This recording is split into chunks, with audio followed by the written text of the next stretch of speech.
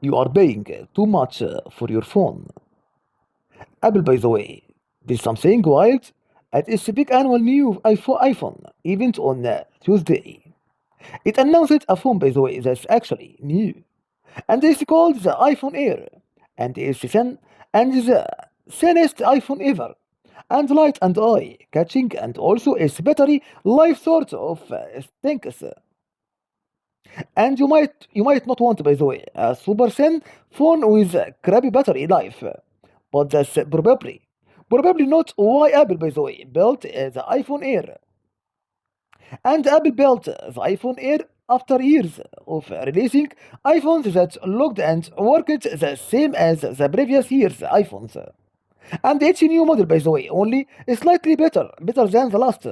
And but its competitors have been getting creative and releasing phones that fold in half or unfold to create bigger phones. And several industry and analysts believe that the iPhone Air is just a test run for Apple's own folding phone.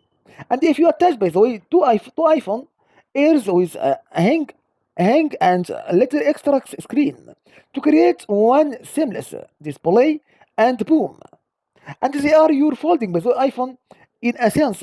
And the iPhone Air is just Apple, by the way, showing off, and Apple as a technology company.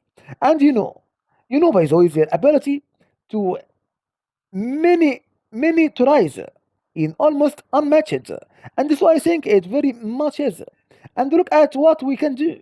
And Tom, by the way, Tom Manili, head of device and consumer research at the market intelligence firm IDC, told me Tuesday from the iPhone event in Cupertino, California, as impractical, by the way, impractical as a super thin and very fragile looking iPhone with a crappy battery life may be plenty of people and will pay a lot of money to have it as a status symbol in the meantime.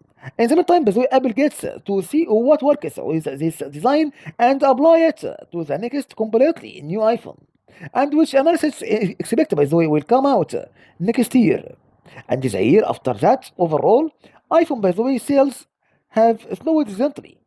And but with this new push, Apple might be, by the way, able to spark the kind of upgrade cycle that helped make the iPhone a cultural phenomenon.